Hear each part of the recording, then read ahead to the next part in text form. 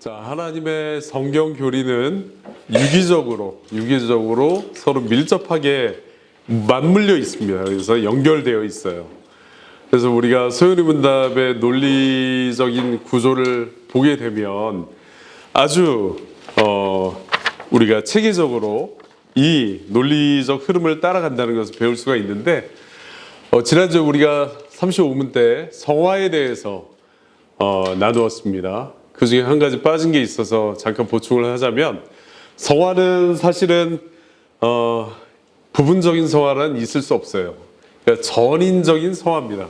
전 영역, 우리의 삶 전 영역에서 성화는 영향을 미치는 거예요.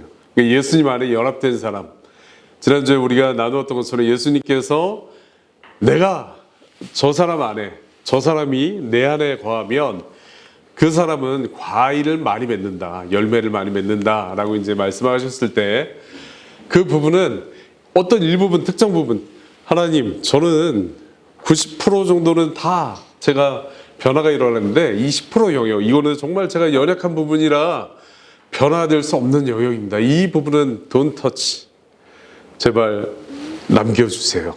제가 이거 연약해서 그런 겁니다. 이렇게 말하는 사람들이 있어요.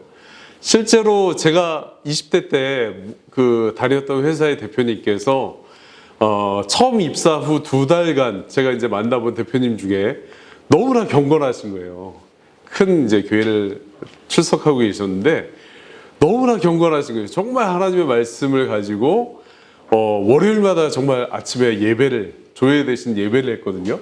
그래서 야, 이런 분이 실천하시는구나, 그거에 되게 감명을 받았었어요. 근데 2달이 지난 시점부터 그분의 본색이 이제 드러나기 시작하더라고요. 그래서 갑자기 막 화를 내시고 막 욕설을 직원들한테 막 이렇게 욕을 막 하시고, 또 그 외에도 십계명에 준했을 때 굉장히 많은 죄를 범하는 모습들을 봤어요. 그래서 그분은 근데 본인이 굉장히 신실하고 경건한 신자라고 생각하고 사셨거든요.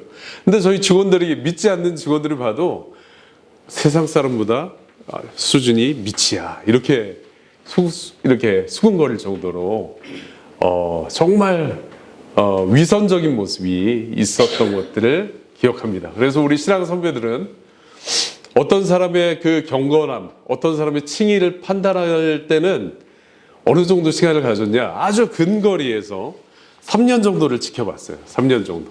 그래서 그 사람이 정말 이전의 삶, 거듭나기 이전의 삶을 기억하고 그 거듭난 이후의 삶을 3년 동안 이렇게 지켜본 후에 추천을 하는 거예요. 교회 장로님들께 이 사람은 누가 봐도 거듭난 것 같습니다. 그래서 세례받기에 합당하니 세례를 받도록 추천드립니다 라고 하면, 당회에서 이제 그 담임 목사님 중심으로 장로님들을 모여서 회의를 해서 김아무개 씨는 거듭나기 맞는 것 같아요. 두세 사람의 증인이 있고 그 사람의 행실을 보면 이전의 삶과 이후의 삶이 확연하게 변화된 모습이 있습니다. 그러므로 세례받기에 합당한 상태이니 그의 신앙 고백과 더불어 삶의 고백을 통해서 세례를 주는 것이 옳다고 여겨집니다. 그렇게 세례를 줬었거든요. 근데 지금은 이제 교회에 출석한 지 일정 기간이 지나면 세례를 이제 주거나 하잖아요. 그죠? 성경적으로 볼 땐 전자가 맞습니다. 그래서 아까 말씀드린 그 대표님의 경우처럼 자기는 일부분 연약함이 있다는 거예요. 막 욕설을 하는 것, 또 남을 속이고, 또 정말 가정을 파괴하는 죄를 지었거든요. 근데 그런 부분은 그냥 자신의 연약함 정도로 치부해 버리는 거예요. 그리고 자기는 경건한 신자라고 얘기하는 거죠. 근데 그렇지 않아요.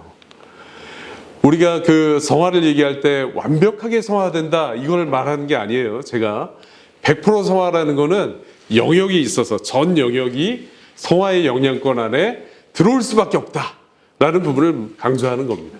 자, 오늘은 이 세상에 살아갈 동안에 이렇게 칭의를 받은 사람, 양자, 자녀됨을 경험한 사람, 또 성화, 우리가 지난주에 성화를 뭐라고 했죠? 눈에 보이는 칭의다.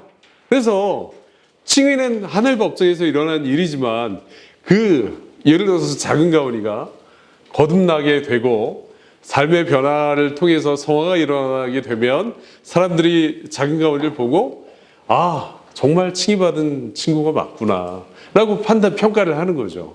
왜? 그의 삶에 풍성한 성화의 열매가 드러나고 있기 때문에 그것들을 통해서 그래서 눈에 보이는 칭의라고 이제 표현을 하는 거예요. 자, 그 성화를 통해서 이 땅을 살아가는 동안 얻는 유익이 무엇입니까? 오늘 소요리 문답의 그 질문인데 답은 약 5가지의 유익을 누린다라고 이제 설명을 하고 있어요. 첫 번째로 칭의로 말미암아 하나님의 사랑을 확신하게 됩니다. 자, 기독교는 제가 누누이 강조하지만 경험적인 종교입니다. 경험적인 종교. 왜? 칭의를 통해서 누가 우리 안에 들어오신다고 그랬죠? 제가 칭의가 또 양자됨이 선포가 되면 누가 우리 안에 내주하신다고 그랬죠? 두 글자로 성령 하나님께서 들어와 계신다. 그래서 그거를 신자가 자기 안에 성령이 들어와 계신 걸 모를 수 있다 없다? 없다. 마치 여자분들이 임신을 하게 되면 그 정도의 차이는 있지만 어떤 분들은 심하게 입덧을 하고 어떤 분들은 입덧을 좀 덜하기도 하지만 증상을 자각할 수 있잖아요. 그죠? 자기 안에 생명이 잉태됐다는 걸 느낄 수 있어요. 특별히 더 시간이 지나갈수록 10개월이 그 출산이 가까울수록 어때요? 아기가 막 태동을 하잖아요. 그죠? 그걸 경험할 수 있다 없다? 느낄 수밖에 없다. 그래서 성령의 내주하심도 신자 안에 성령께서 내가 이전에 가지지 못했던 그 마음들, 거룩한 열정들이 자꾸 불러일으켜지고 또 새 마음을 주신다고 하셔서 그 새 마음을 통해서 하나님의 말씀에 이전에는 정말 내가 버겁게 지켰던 하나님의 계명들을 즐겁게 지켜지게 되는 부분이에요. 그래서 우리는 자신의 삶을 돌아보았을 때 이전의 삶과 이후의 삶이 변화되는 것들을 통해서 아, 정말 성령께서 나와 함께 하시는구나.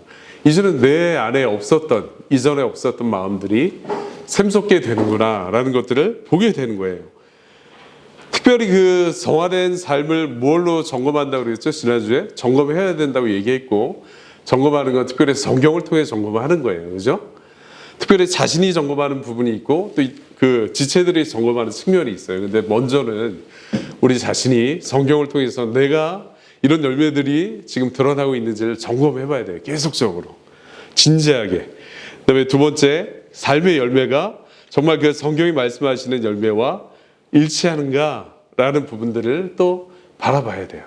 또 세 번째, 성령께서 때때로 우리에게 확신을 주시거든요. 그 확신을 통해서 위로를 얻게 되는 거예요. 우리가 그 성령께서 주시는 확신을, 구원의 확신을 경험하게 되게 되면 어떻게 되냐면 유동하지 않는 거예요. 유동하지 않는 거. 왜 그리스도인들이 기쁠 때뿐만 아니라 고난이 올 때도 기뻐할 수 있는가?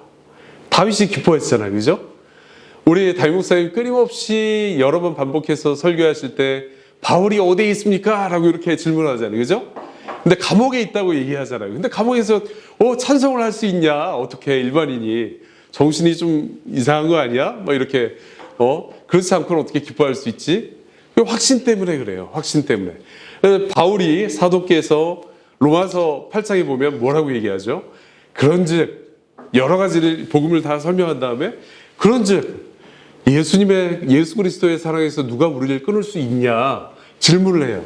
그러면 대답을 하는 거예요. 사도가 뭐 환난이나 공고나 적신이나 칼이냐 박해냐 그게 우리를 그리스도의 사랑에서 끊을 수 있냐? 그렇지 않다. 그럴 수 없다.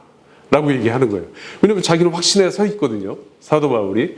자기가 감옥에 있든 아니면 정말 죽음의 그 문턱 앞에 올라와 있을 때조차도 사도는 확신이 흔들리지 않았어요. 왜? 하나님의 말씀과 성령께서 부어주시는 확신을 통해서 담대히 설 수 있었던 거거든요. 그죠? 우리가 저도 정말 어려움을 당할 때 그런 확신을 항상 구하거든요. 마음이 약해질 때가 있어요.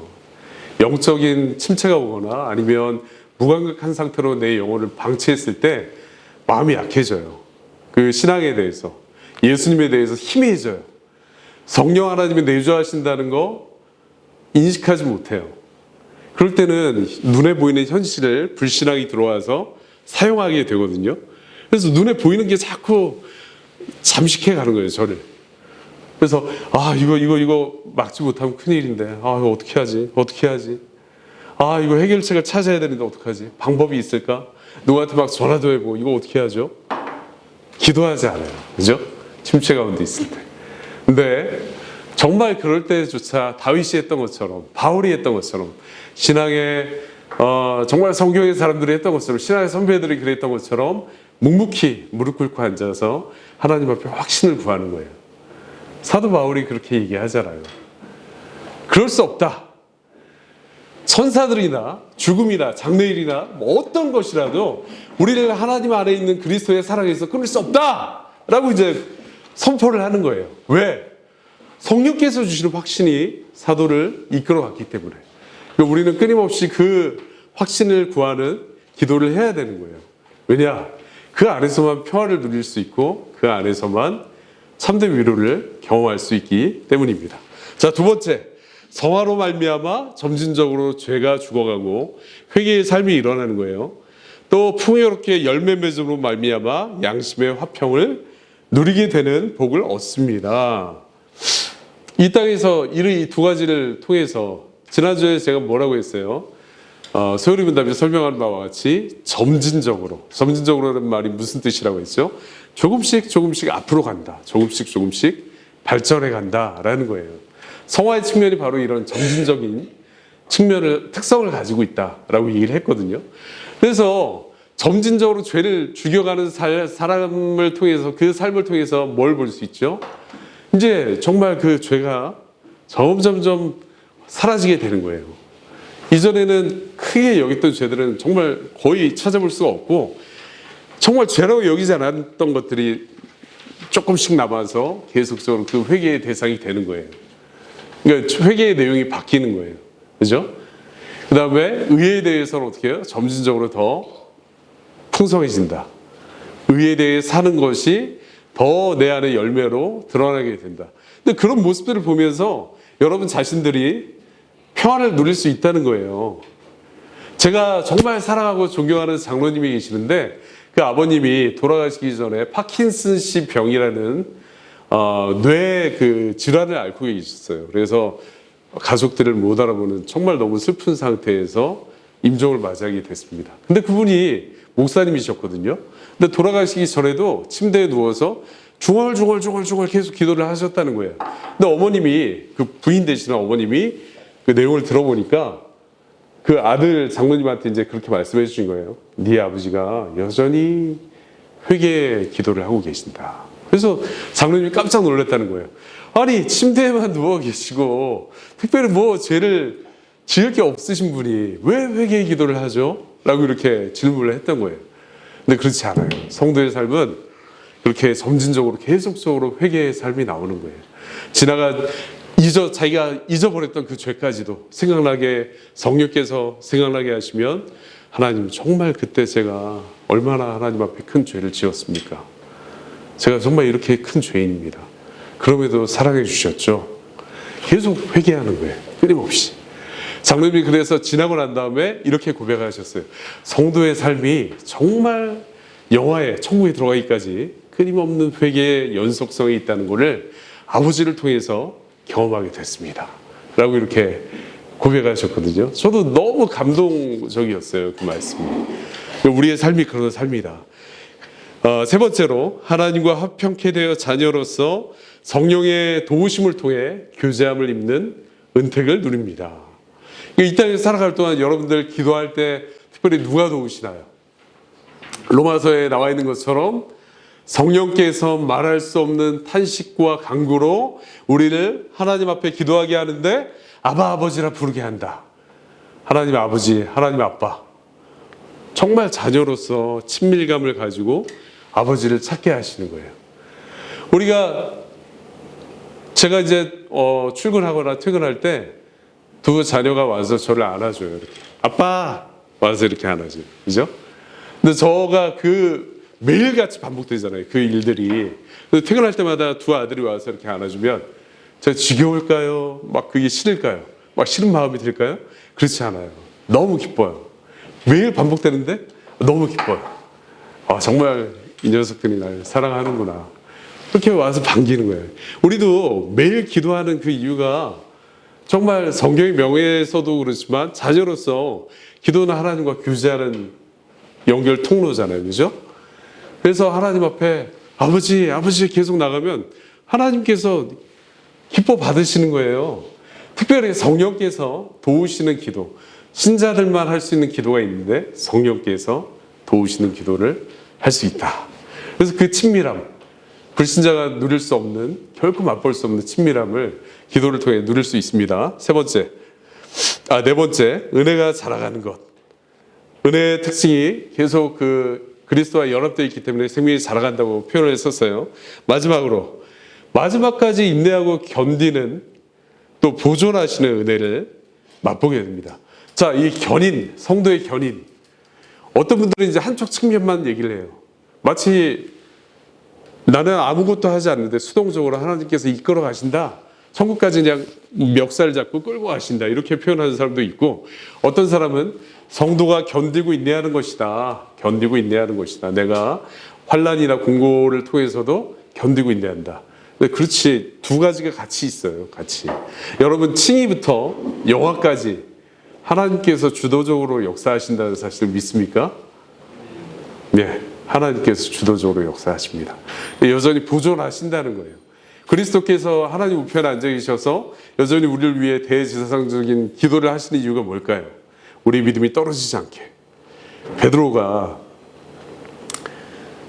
예수님을 배신하잖아요. 그죠? 배반하잖아요. 예수님 아셨을까요? 모르셨을까요? 아셨잖아요. 그죠? 그래서 미리 당부를 하시잖아요. 너가 사단이 너를 밀가부르듯이 이렇게 체질을 할 건데 그때 네가 넘어지게 될 거야. 그렇지만 내가 너를 다시 세울 거야. 그때 네가 추락했을 때 다시 일으켜 세움을 입었을 때 나의 양들을, 이 교회를 네가 든든히 하는 역할을 하게 될 것이다. 베드로야. 정말 사랑하는 마음으로 주님께서 중보하시는 내용을 말씀하시잖아요. 그죠? 근데 그 예수님께서 하나님 우편에서 지금 우리를 동일한 눈으로 바라보시고 기도하고 계시는 거예요. 믿음이 떨어지지 않도록. 사단의 세력에, 사단의 유혹의 시험에 넘어지지 않도록. 그래서 철로역성의 비유에도 우리가 유명한 비유지만 사탄이 계속 벽난로에 물을 끼웠는데 불이 안 꺼져. 그러니까 크리스찬이 이거 왜 그러죠? 물이 불에 닿으면 꺼져야 되는데 왜 안 꺼지죠? 하니까 뒷면을 한번 보시겠어요? 해석사가 데려가잖아요. 그죠? 그때 어떤 분이 기름을 계속 막 붓고 계세요. 불에다가. 그러니까 해석사가 이렇게 설명을 해요. 저 기름을 붓고 계신 분은 우리의 사랑의 대상이신 그리스도 주님이십니다. 그 주님께서 우리의 믿음의 불이 꺼지지 않도록 지속적으로 공급하고 계시는 모습을 보여주는 겁니다. 라는 거예요.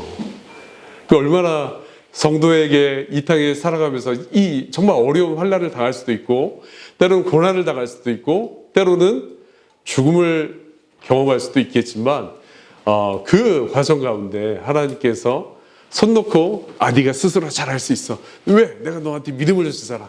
그 믿음 가지고 잘 해봐. 이렇게 하시는 게 아니라 그리스도께서 여전히 우리를 위해 사랑의 마음으로 중보하고 계시고 성령께서 친히 우리 안에 계셔서 붙들어 가신다. 이 5가지를 이 땅에서 우리가 칭의, 양자됨, 성화를 경험한 사람들이 누리는 놀라운 특권이라는 사실을 경험하시기를, 또 계속 지속적으로 그 사랑 안에 거하시기를 바라겠습니다.